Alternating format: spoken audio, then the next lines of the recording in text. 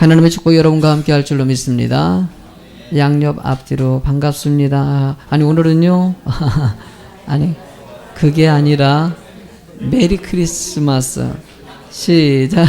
메리 크리스마스. 메리 크리스마스. 깜빡했네요. 그래요. 메리 크리스마스. 주님 오심을 함께 기뻐하는 성도들이 되실 줄로 믿습니다.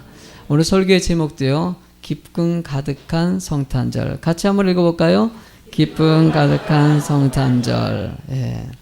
성탄절이 오면은요, 늘 여러 가지 생각들이 듭니다. 일단 저는 제가 초등학교 시절에는 신앙생활을 잘 하다가 중학교 1학년 때부터 시험 들어가지고 교회를 떠났다가 청년 때 다시 돌아왔거든요. 초등학교 시절에는요, 신앙생활을 너무 잘했던 것 같아요. 그리고 특히 성탄절 하면은요, 너무나 기다려졌어요. 그러니까 12월 달 들어서면은요, 꼭 1년 중에서 그날을 꼭 뭐 기다리면서 살아온 것 같이 그냥 마음이 설레고 들뜨고, 막 교회에서는 또 여러 가지 발표도 하고 그러지 않습니까? 그러니까 어린 나이 때 그때가 너무 기다려주고 행복했던 생각이 많이 납니다. 그리고 또 엄마가 그때 이렇게 선물을 줬어요. 다른 때 선물 안 주더라도 크리스마스 때는 선물을 주셨거든요. 그래서 뭐 어쨌든 그때 뭘 주겠지 뭐 이런 기대심도 있고 여러 가지가 있어가지고 성탄절이 너무나도 기다려졌어요. 그러다가 학생 시절에 신앙생활 안 하다가 청년 때 다시 돌아오지 않았습니까?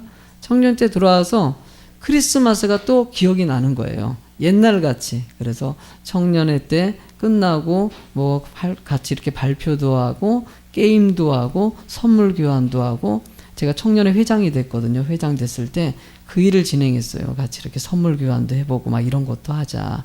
그래가지고 그때 그러면서 아이들하고 청년들하고 같이 새벽송 들고 놀았던 생각이 납니다. 우리 교회도 청년들이 아마 작년에도 새벽송 들고 와서 2층에서 뭐 재밌게 놀고 게임하면서 노는 모습 보고 옛날 생각이 참 많이 나더라고요. 이번에도 아마 그럴 것 같은데, 이 성탄절 하면은 그렇게 즐겁고 행복하고 그랬었는데, 어느 순간에 제가 어저께 설교 준비를 이제 마무리 정리하면서 느끼는 게, 왠지 모르게 이렇게 옛날 같지는 않다는 느낌 있지 않습니까? 옛날 같이 들뜨고 설레고 그래야 되는데 안 설레는 거예요. 그래서 어떻게 하면 좀 설렐까 이런 생각을 가지면서 주변에 메리 크리스마스라고 인사도 별로 안 한 것 같아요. 그래서 원래 대강절 기간이 되면은 주변 분들하고 이렇게 메리 크리스마스 막 이렇게 인사도 하고 그래야 되거든요. 여러분들도 인사해 본 적이 없지요? 앞으로든 그렇게 한번 해보세요. 어떻게 해요? 이 오른손을 이렇게 들으면서 손을 흔들면서 한번 해보세요. 연습시켜야 될 것 같아요. 한번 해보세요. 이렇게 한번 해보세요. 한번 해봐요. 시작. 메리 크리스마스. 앞으로는 이렇게 3일간 성탄절까지 누구 만나면은요, 그냥 메리 크리스마스 이렇게 한번 해보면 참 좋을 것 같아요. 그러니까 너무 크리스마스를 잊혀져 가는 것이 너무나 싫은 것 같아요. 세상에는 자꾸 이걸 상업적으로 사용하지 않습니까? 산타크로스라든지 여러 가지 이벤트를 통해 가지고 장사 속으로 사용하고 막 있는데 속이 상한 것이에요. 백화점이라든지 마트는 화려하게 트리를 하고 막 뭐 크리스마스다 뭐 잔치같이 보이는데 실제적으로 장사 속으로 하는 거 아닙니까? 근데 우리가 주님 오신 그 예수 그리스도의 탄생을 우리가 가장 기뻐해야 되는데, 어느 순간에 우리의 입술에서는 메리 크리스마스보다는 우리도 어느 순간 이걸 놓치고 살아가는 모습이 될 때 하나님 얼마나 가슴 아프겠어요. 여러분들, 우리도 메리 크리스마스. 할렐루야. 어색하신가 본데 한 번 더 시켜야 돼. 자, 옆 사람하고 한번 해보세요. 이번에는 시작. 메리 크리스마스. 그렇죠. 우리 목사님 끈질기다. 저는 오늘 이 세 가지를 통해 가지고 크리스마스에 대해서 좀 얘기를 해보려고 그래요. 첫 번째로 얘기하고 싶은 건요, 예수님을 기다리는 사람들이 있었다는 것이에요. 본문의 1절을 같이 한번 읽어보실래요? 1절 시작. 헤로당 때 베들레헴에서 나심에 동방으로부터 박사들이 예루살렘에 이르러 말하래라고 얘기합니다. 동방으로부터 박사들이 왔다. 그래서 여러분들이 잘 들었죠? 동방 박사라는 표현을 하지 않습니까? 동방이라는 것은요, 쉽게 말하면 팔레스타인 지역, 예루살렘 지역에서 동쪽이라는 것이에요. 지금으로 따지면은요, 페르시아 지역이고 이란, 지금으로 이란이라고 될 수 있거든요. 그 이란 지역이라는 먼 곳에서 지금 어떻게 되면 거기 유브라데스 강이라든지 사막을 건너가지고 예수님을 축하하기 위해서 왔다는 것이에요. 그러니까 예루살렘 입장에서는 먼 거리인데도 불구하고 그렇게 수고하고 애써서 예수님을 만나러 오는 모습. 여러분, 이 모습에서 뭘 얘기합니까? 너무나 간절히 사모하니까, 만나고 싶으니까 이런 환경이라든 조건을 보지 않고 강 건너 사막 건너 예수님을 찾아서 오더라는 것이에요. 여러분들, 우리가 뭔가 사모하는 것이 있을 때 느껴지는 거 있지 않습니까? 사모하고 내가 이게 너무나 좋다라고 생각하면요, 모든 거 포기해서라도 그것을 쫓아갈 때가 있어요. 사랑할 때 그런 게 나타나지 않습니까? 뭐 사람의 드라마를 갖다 지난번에 보니까는 잠깐 그 드라마 속에서 잠깐 뭐 이렇게 모든 것을 다 내려놓고, 사업도 뭐 이런 것도 다 내려놓고 내가 사랑하는 연인을 위해서 떠나는 모습. 그래요. 사랑한다 그러면은 그 모든 사업이라든지 물질적인 것도 그 욕심도 다 내려놓고 그 사랑을 선택해서 가는 거. 여러분, 그것도 더 위대하신 예수 그리스도의 사랑을 경험한 사람은요, 그 사랑을 너무나 보답하고 싶은 마음이 있어가지고 모든 거 내려놓고 쫓아갈 수 있는 그런 마음들이 우리 삶 가운데서 나오게 돼 있어요. 저도 예수 믿기 전에 청년 때 예수 만나가지고 한순간에 내려놓고 예수 쫓아갔을 때 때로는 이해가 안 갔어요. 그때 당시 내가 이럴 수 있을까라고 생각하는데, 믿으니까 하나님의 은혜를 체험하면 그렇게 되더라는 것이에요.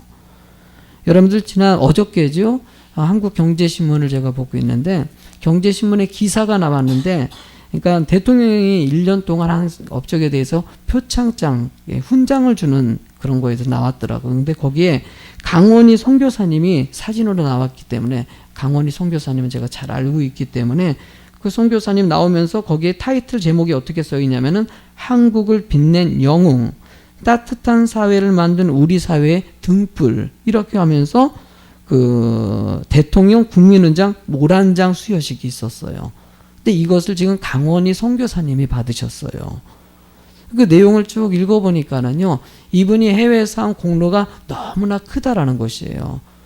근데 이제 나라에서 알아줄 정도가 됐는데, 실제적으로 여러분들 앞에서 설교도 제가 작년에 이 강원희 선교사님 얘기를 한번 했었거든요.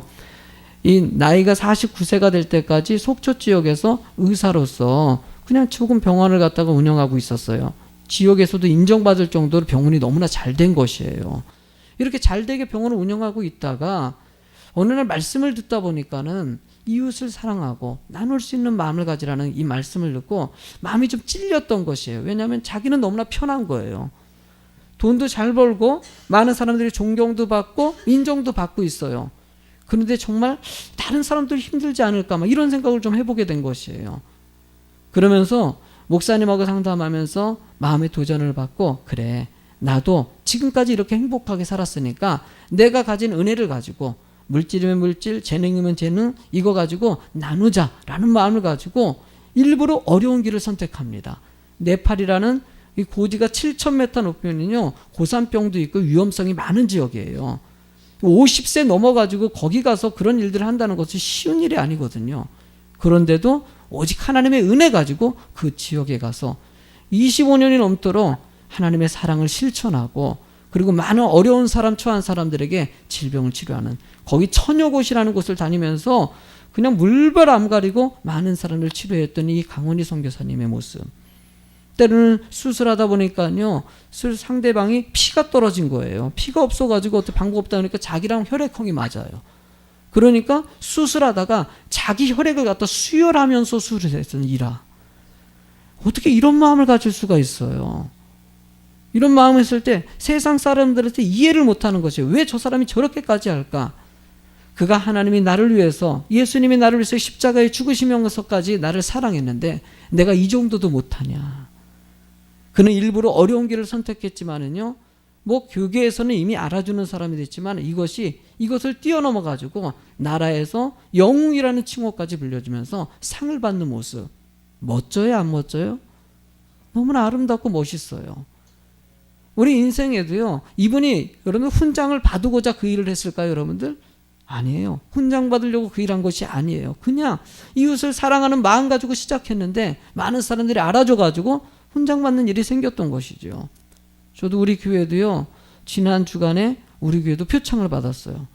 구청장에서 구청장 상을 받아가지고 제가 시간이 좀 안 돼가지고 우리 장로님이 가서 받았는데 사실 안 받는다 그랬어요. 뭐 받으려고 우리가 교회에서 봉사하고 나누고 한 것은 아니기 때문에. 근데 이걸 갖다 추천하시는 분이 하나님 믿는 분 같아요. 교회도 좀 이런 거 받았으면 좋겠다고. 직원들 다 있는 데서 교회에서 이거 받았다는 것도 이렇게 보여줬으면 좋겠다는 말 하길래 그러면 그것도 받으면 나쁘진 않겠다. 은혜가 되는 것 같다. 그래서 내가 안 받겠다고 하다가 그래도 그래 알겠습니다. 받겠습니다. 그래서 제가 못 가고 장로님 보내서 여기 장로님이 받으셨지요. 그래요. 이런 것들이 참 필요하다는 생각이 때로는 들어요. 누군가 예수 믿는 사람들이 아름다운 선행을 통해서 그게 뭐 상을 받으려고 한 것은 절대 아닙니다. 우리 교회에서 뭐 상 받으려고 그 일 하겠습니까? 절대 그렇지 않습니다. 그걸 내가 받으려고 하는 의도도 없고 그냥 예수님의 사랑이 크니까 그래서 불쌍한 사람 나눠주고 사랑을 실천하고자 애를 쓰는 거 이거 한 가지이죠. 여러분도 우리 인생도요 이런 마음을 간직하길 간절히 소망해요. 강훈이 선교사님 힘들고 어려웠지만은 은혜를 체험하니까는요 모든 거 내려놓고 떠나는 거. 동방 박사들도 예수님의 그런 오심을 갖다가 함께 기뻐하기 위해서 그 어려운 한 달이 넘도록의 어려운 여행 가운데 그것도요 별만 보고 쫓아가야 돼요. 낮에는 별이 있어요 없어요? 없어요. 그러면 저녁에만 그 별을 보고 따라가야 되는 것이에요. 지금같이 환경이 좋은 환경이 아니에요.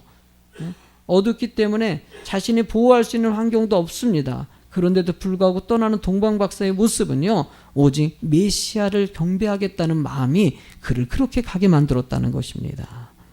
본문의 2절에 뭐라고 써 있습니까? 읽어보실래요? 시작. 유대인의 왕으로 나신 이가 어디 계시냐? 우리가 동방에서 그의 별을 보고 그에게 경배하러 왔도다 라고 얘기합니다. 별이 동방 박사를 안내했다는 것이에요. 그러니까 이 자연에 있는 모든 것이 예수 그리스도의 오심을 함께 기뻐하고 알리고 있다는 것입니다. 여러분들 모든 것은요 예수님의 주권 안에 있습니다. 세상을 창조하신 예수님의 주권 안에 있는 우리들의 모습에 이 모습을 통해서 우리는 오직 주님만을 의지할 수 있는 그것을 통해서 답을 찾고 살아가는 성도가 되길 주님이 원하신다는 거예요. 세상 어떤 것도 오직 예수 앞에서는 다른 것이 드러낼 수가 있는 것이 아니라는 것이에요. 저는 여러분들이 그런 의미에서 말씀이 중심이 되는 성도가 되실 줄로 믿습니다. 하나님이 중심이 돼서 살아갈 때 근심, 걱정, 염려 이 모든 것들이 다 한순간에 용서받고 또 하나님의 은혜 가운데 치유받고 회복될 수 있는 역사가 거기서 나오는 것이에요. 하나님의 전지전능하신을 어쩌면 좀 믿으라고 얘기하는 것이 될 수 있겠죠. 우리가 두 번째 이야기를 하도록 하죠. 축복의 길에는요 고난이 있다는 것이에요. 본문의 말씀에 보니까 3절에 이렇게 써 있습니다. 헤롯 왕과 또 온 예루살렘이 듣고 소동했다라고 표현하고 있어요. 그래서 동방 박사가 와가지고 메시아를 찾는 것 두고 동네가 지금 소문이 났다는 것이에요. 이스라엘 백성들은 누구를 기다리고 있습니까? 메시아를 기다리고 있어요. 메시아를 기다리고 있는데 동방에서 먼 데에서 동방 박사라는 사람들이 와가지고 예수님을 찾고 있다는 소식을 들으니까 사람들이 이리저리 난리가 난 거예요. 아니 예수님이 진짜 오셨나 봐 지금. 아니 들었어 동방 박사가 지금 찾고 있대. 예수님이 오셨다고 해가지고 별을 보고 찾아왔다는 거야. 근데 예수님을 오시길 기대했던 사람들도 들었지만 헤롯 왕도 이 소리를 듣고 난리가 난 거예요. 한쪽에서는 기다리기 위해서 난리가 난 거고 한쪽 헤롯 왕은 어떤 난리가 난 거예요? 자신의 왕권이 빼앗길까 봐 걱정이 되는 거예요. 그러니까 메시아를 만나면은 죽이려고 뒤에 보니까는요 제사장과 서기관들을 불러다 놓고 예수님이라는 분이 도대체 어디서 탄생했냐 물어봅니다. 제사장과 서기관들이 베들레헴 지역에서 태어날 거라고 얘기하는 겁니다. 그 지역에서 성경에서 그렇게 태어난다고 얘기하고 있다고 하니까 동방 박사들에게 그것을 알려주면서 거기 가서 예수님 만나면은 나한테도 얘기해 달라고. 거기 말에는요 내가 경배하겠다고 얘기하지만은요 어떠려고 만나자고 한 것입니까? 경배하려는 것이 아니라 죽이려고 만나자고 한다는 것이에요. 여러분들 똑같은 메시아가 오시는데 한쪽에서는 너무나 좋아가지고 반기는 모습이 있고 한쪽에서는 여러분, 예수님이 오신 것을 반기지 않고 오히려 죽이려고 하는 마음이 있는 거. 여러분, 당시에 제사장과 서기관은요, 예수님이 오신다는 사실에 대해서 잘 알까요, 모를까요? 너무나 잘 알고 있어요. 그런데 여러분들 본문의 말씀을 보면은요, 제사장과 서기관들이 예수님 오시는 거에 대해서 기뻐하는 장면이 있어요, 없어요? 한 명도 안 나옵니다. 뭔가 찾으려고 생각도 안 해요. 쉽게 얘기하면은 오히려 안 오길 기다리고 있다는 거예요. 별로 기대하고 있지 않아요. 이것에 대해서 신학적인 해석을 어떻게 하냐면은요, 서기관과 제사장은요, 예수님을 오히려 오지 않기를 바랬다. 이유는 자신의 삶이 이렇게 메시아의 필요성, 예수님이 안 와도 불편하지 않다는 것이에요. 예수님이 없어도 돈도 있고 명예도 있고 생활하는데 불편함이 없고 많은 사람들이 저를 존경해주고 인정받고 있고 내가 예수님이 굳이 올 필요가 뭐가 있겠냐, 이렇게 생각하고 있다는 것이에요. 여러분, 이 땅에 예수 그리스도의 오심을 우리가 기뻐해야 되는데 어느 순간에 예수님의 오심을 기뻐하더만, 이거 중요하지 않고 그냥 우리 생활에 매여서 살고 있는 우리들의 모습. 하나님은 주님의 오심을 함께 기뻐하는 자가 되기를 원하고, 예수님을 더 찾고 또 찾고 예수님을 의지하고 또 의지하고 예수님의 은혜를 갈급하게 사모하면서 살아가는 자가 되길 주님이 원하신다는 거예요. 어느 순간에 우리는 이걸 너무나 많이 놓쳐버렸어요. 저 예수님 좀 찾았으면 좋겠는데, 예수님이 늘 내 안에 함께 계셔서 나에게 힘이 되시고 능력이 되시고 은혜가 된다는 것을 느끼면서 살았으면 좋겠는데, 나 예수님 없어도 잘 살아요. 나 예수님 없어도 직장생활 근심 없고요, 돈도 있고요, 건강하기도 하고요. 그러다가 어디 아프면은 그때서야 하나님 나 지금 몸이나 아파요 이러면서 뒤늦게 찾는 우리들의 모습이 있을 때가 얼마나 많이 있습니까? 하나님은 지금 이 순간에 주님의 은혜에 감사하여 주님을 찾는 자가 되기를 원하십니다. 성경은 늘 이 예수님을 찾고 기다리고 기대하면서 주께 영광 돌리는 성도의 모습을 늘 계속적으로 반복하면서 알려주고 있어요.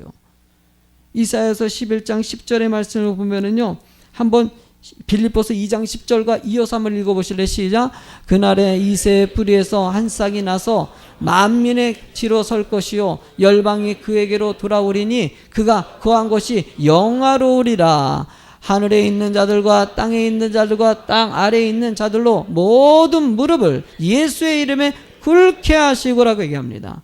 구약에서 이사야 선지자를 통해 가지고 예수 그리스도에 오셔가지고 많은 열방이 하나님을 의지하고 경배할 것이라고 얘기하고, 신약에서 빌립보서를 통해서 바울 사도는 모두 다 예수를 향해서 무릎을 꿇고 있다라고 얘기하고 있어요. 구약에 말씀한 대로 신약의 모든 것이 이루어지는 것 같이 하나님의 약속은 여러분들 각자에게 이루어진 뜻들이 이루어진다고 말씀하고 있는 것입니다. 제가 늘 부탁하지요. 신앙은요 1대1의 관계예요. 하나님과 여러분들의 관계예요. 하나님이 여러분들을 향한 계획이 있다는 것이에요. 하나님의 뜻이 있어서 예수비전교회 오게 하셨고, 이 예수비전교회 안에서 내가 무엇을 해야 될지를 생각하고 하나님의 뜻 안에 살아가는 성도가 되길 주님이 원하신다는 거예요. 저는 우리들의 신앙생활에 아무리 힘들고 어려운 유혹이 있더라도 주님의 중심을 놓지 않고 달려가는 예수 그리스도의 모습, 성도들의 모습들, 제자들의 모습들, 저는 우리들의 모습이 그런 모습이 되길 간절히 소망합니다. 우리가 세 번째로는요, 모든 사람의 기쁨을 위하여 오셨다는 것이에요. 여러분들, 예수님은 우리를 위해서 왜 오셨던가? 치유하러 오셨습니까? 여러분, 먹지 못하는 사람들에게 오병이어 사건을 통해서 먹을 걸로 주러 오셨을까요? 물론 그런 걸 주시긴 했어요. 가장 중요한 것이 무엇입니까? 우리의 구원을 위해서 오셨다는 거예요. 제가 어제는 안희아 목사님이 글을 하나 올렸는데요, 어떤 여자분의 얘기를 올렸더라고요. 어떤 여자분이요, 하늘을 향해서 간절히 기도합니다. 하나님, 내 죄를 용서해달라고. 내가 너무나 많은 죄를 졌다고. 하나님 물어봤대요. 네가 무슨 죄를 저질렀냐. 그랬더니 자신이 거울을 보고 볼 때마다 나는 너무나 이뻐, 나는 너무나 아름다워, 내가 세상에서 최고야, 막 이러면서 거울을 보면서 그렇게 자기를 갖다 너무 칭찬하고 막 교만했다고 하나님 앞에 용서의 기도를 한다고. 그랬더니 하나님께서 이렇게 대답했대요. 그것은 죄가 아니라 병이란다. 그렇게 얘기했다 그러더라. 이 얘기도 그냥 안 웃겨요? 되게 웃기더라고. 내가 어저께 얼마나 웃었는지 몰라. 그래, 이게 병이에요. 그래요. 내가 보니까 이거는 죄가 아니라 병적인 이 공주병에 걸린 사람을 표현할 수 있겠지요. 그래, 우리는 일상생활하면서 다양한 죄를 저지르고 살아갑니다. 그 죄, 구약에서는 죄 용서받으려면 동물을 죽여가지고 핏부림을 통해가지고 용서받았지만 예수님이 속죄양이 돼가지고 십자가에서 모든 대속의 죄를 지고 죽으셨어요. 그래서 우리는 예수님을 믿기만 하면 그 안에서 그 용서, 기도만 하면 용서함 받고 하나님의 백성이 될 수 있다는 거예요. 하나님의 은혜를 감사하시기 바랍니다. 그 구원의 메시아가 지금 오신다는 소식이 그들에게는 큰 기쁨이었다는 거예요. 본문의 말씀의 10절은 이렇게 표현하고 있습니다. 같이 읽어보실래요? 그들이 별을 보고 매우 크게 기뻐하고 기뻐하였더라. 할렐루야. 매우 크게 기뻐하고 기뻐하였더라. 나는 성탄절이 여러분들의 기쁨이 될 줄로 믿습니다. 힘들고 어렵고 낙심되고 좌절이 있습니까? 아니에요. 주님이 우리 안에 계시기 때문에 우리는 기뻐할 수 있는 거예요. 주님이 우리 안에 계시기 때문에 어떤 어려움과 근심 걱정도 이겨낼 수 있다고 얘기하는 것이에요. 하나님은 여러분들의 편이고요. 여러분들의 손을 잡아주고 계셔요. 뭔가 하나님을 찾고자 하는 모습들. 제가 어제는 아시는 목사님이 제가 그 남자들이여 일어나라 이걸 또 하는데 나를 꼭 불러가지고 하겠다고 그렇게 그냥 얼마나 부탁하든지 안 가려고 하다가 제가 어저께는 내 토요일 날은 안 움직이는데 하여튼 그런 목사님 계셔요. 아주 열정적이로죠. 좋게 얘기하면 열정적이고. 근데 이런 목사님이 너무 좋아요. 뭔가 성도들에게 뭔가 해주려고 그렇게 막 그냥 날마다 애를 쓰고 하는 모습. 그 열정에 내가 그냥 승복해서 어저께 갔어요. 갔더니만은요, 작은 교회지요. 남자들이 11명 모여있더라고요. 앉아가지고 테이블 딱 해놓고 그 상가에서 이렇게 하는데 오히려 어저께는요, 교회 안 나오는 분을 갖다 또 전도를 해가지고요. 이게 보니까 남자들이 일어나라는 게 아니라 지금 전도잔치가 됐더라고요. 와가지고 내가 어떻게 방법을 잡아야 될지 나름대로 우리 교회에서 했던 것을 갖다가 사진 찍어가지고 흉내를 많이 내셨다. 똑같이 얼마나 정성껏 잘했는지 은혜가 되더라고요. 근데 앉아있는 분이 한 명이 좀 특색 있는 분이 앉아있었어요. 뭐라 그러죠? 여기다가 막 구슬 같은 거 끼고 한 거 있잖아요. 피어싱이라고 하나. 내가 몰라가지고 물어봤더니 피어싱이라고 하는 거.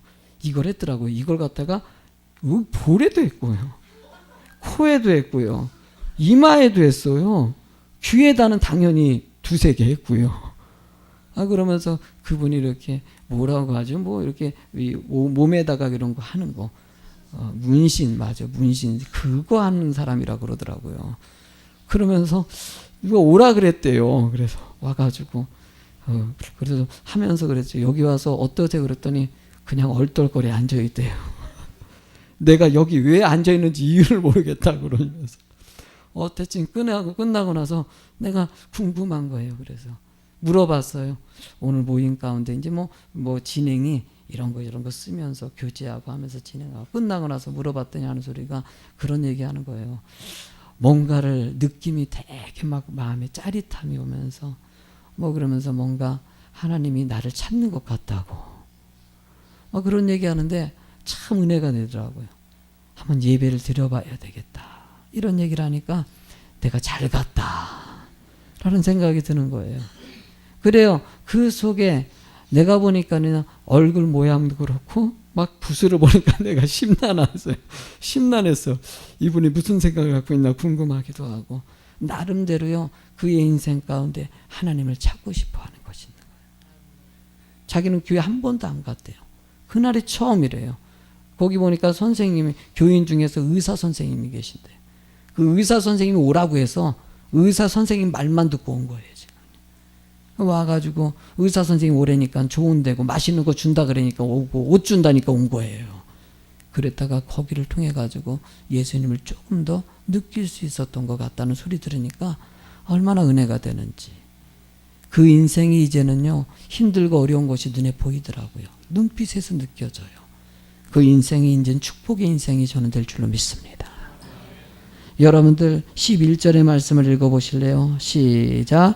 집에 들어와 아기와 그의 어머니 마리아가 함께 있는 거 보고 엎드려 아기께 경배하고 보배압을 열어 황금과 유향과 모략을 예물로 드리니라. 아멘.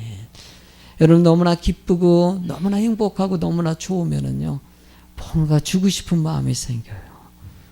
제가요 요즘에 살이 찌고 있어요. 아멘이라고 얘기하시는데 저는 이렇게 살찌는 게 이렇게 썩 반갑질 않아요. 왜냐면은 혹시나 또 그런데 입맛이 돌아왔어요. 제가 지금 4년 만에 입맛이 돌아온 것 같아요. 암투병하고 하면서 사실은 여러분들이 모르게 후유증이 생겨가지고 입맛이 별로 없어요. 그래서 먹다가 조금씩 먹고 그러는데 입맛이 돌아와서 참 놀래요. 그 음식이 맛있어요. 아멘이라고 하는데 너무 많이 먹어요. 그러니까 아내가 옆에서 먹지 말라고 그래요. 근데 가끔 이제 교육자실에 앉아 있다 보면요 성도님들이 목사님 하면서 이렇게 싸가지고 올 때가 있어요. 얼마나 기쁜지 몰라요. 근데 가지고 오실 때마다 목사님 이거 잡수세요, 저거 잡수세요 하면은 그 표정이 사실은 음식보다는요 그냥 그 표정이 너무 좋아요. 애기들도 가져오거든요. 애기들도 뭐 빼빼로 하나 가져와가지고 목사님 잡수세요. 그럼 애들이 이 표정이 너무나 이뻐요. 내가 뭐길래 목사라는 사람이 뭐길래 와가지고 그러겠습니까? 그러니까 그게 뭔가 그래도 내가 뭘 좋게 했나 보지요. 그러니까 와가지고 나 좋다고 하는 거 아니겠습니까? 그거 보니까 너무 고마운 거예요. 너무나 이쁜 거예요. 저도요, 제가 저에게 은혜 받은 우리 전에 섬겼던 제가 부교육자로 있었고요. 개척할 때 저를 위해서 기도해 주신 목사님에게는 해마다 2번씩 선물을 드리면서요. 늘 감사해요. 은혜가 있기 때문이에요. 제가 청년 때 하나님 믿고 나서 사업을 정리하고 신학교 들어갈 때 하나님 앞에 헌금을 드렸어요. 많은 뭐 나름대로 큰 금액이 될 수 있겠죠. 그렇게 모든 것을 드리고 한순간에 가난한 사람이 되기도 했지요. 그럼 은혜를 감사하면 은혜가 있으면은요 드리지 말라 그래도 하고 싶어요, 안 하고 싶어요? 하고 싶어요. 하고 싶은 마음이 들어요. 은혜를 체험하면 그래요. 동방 박사들이 먼 거리에 온 것까지도 좋은데 거기다가 여기 황금과 유황과 모략을 하나님께 드렸더라. 예수님께 드렸더라. 이유가 뭘까요? 은혜에 감사하고 경배하기 위해서 드렸다는 거예요. 여러분들 여기 황금이 어떤 뜻을 갖고 있습니까? 가장 귀한 것이라는, 그리고 왕을 인정하는, 이런 왕이신 하나님을 인정하는 그런 예표라고 얘기하고 있어요. 그리고 가장 귀한 사람들에게는 황금을 선물했다라고 얘기하고 있어요. 동방박사 입장에서는 이것이 자기들이 가장 귀한 분에게 드릴 수 있는 것이다라고 얘기하면서 최고의 것을 선택했다는 것이에요. 여러분 하나님의 은혜를 체험하면은 내가 무엇을 최고의 것을 드리기 위해서 애쓰는 그런 마음이 나오게 돼 있어요. 성도들도 보면은요 헌금을 드릴 때 보면은 되도록이면은 어떤 그런 분이 있어요. 10,000원짜리 하나를 드리더라도요 좀 그리고 깨끗하고 빳빳하고 뭐 이런 거 나는 놀랐어요. 우리 교회 성도님 한 분은요 돈이 빳빳한 게 없으면 다림질을 해서 하나님께 드린다는, 뭔가 똑같은 거지만은 정성을 다하려고 애를 쓰는 것이겠죠. 나름대로 당신이 할 수 있는 게 뭐 다림질해서 은혜가 된 게 아니라 나름대로 애쓰고 있는 모습이 은혜가 된다는 것이에요. 여러분들의 인생에 정성을 다하는 인생이 되실 줄로 믿습니다. 두 번째는 유황을 드렸어요. 유황 동방의 향료라고 얘기하면서 이것은 정말 한두 망을 가지고도 상당히 귀한 것이에요. 그런데 이것을 왜 유황을 표현하냐면 유황은요 제사장의 의미를 담고 있기 때문이에요. 그러니까 예수님이 왕 같은 제사장으로 왔다는 것을 이 유황을 통해서 표현하고 있다는 것입니다. 예수님은 속죄 제물이 되십니다. 그리고요 우리의 모든 구원자가 되시기 위한 왕 같은 제사장으로 오셨다는 거, 그분이 우리의 주권자이시고 하나님이시라는 사실을 보여주고자 하는 것이죠. 세 번째로는 모략을 드렸어요. 나무 껍질에서 나온 비싼 어쩌면은 이 향품이라고 볼 수 있는데 이 모략 같은 경우는요 장례를 치를 때 사용되었던 물품이에요. 그런 것 같이 이 모략은요 예수 그리스도의 죽으심과 부활을 표현한다고 얘기할 수 있어요. 예수님은 우리의 속죄 제물로 오셨다는 것을 얘기하는 것이죠. 여러분 이 세 가지의 선물을 통해서도 예수 그리스도를 예표하고 있다는 이런 의미를 통해서 우리의 인생도요 예수 그리스도의 뜻 안에 있다는 사실을 감사하고요. 영광 돌리는 인생이 되길 주의 이름으로 축원합니다. 한 번 더 부탁드립니다. 우리 예수 그리스도의 오심, 이 의미를 통해서 느껴지는 게 뭡니까? 감사지요. 은혜이지요. 기쁨이지요. 그래서 어떻게 인사하라고요? 메리 크리스마스. 한 번 더 훈련할게요. 죄송합니다. 손을 들어서 한번 이렇게 시작. 메리 크리스마스. 이렇게 집에서도 하시고요. 누구 만날 때도 이렇게 인사하시면 정말 고맙겠습니다. 우리 오늘요 크리스마스니까요 기뻐하며 함께 우리 찬양 드리면서 우리 창조주가 되신 하나님을 우리 기뻐하며 찬양합시다.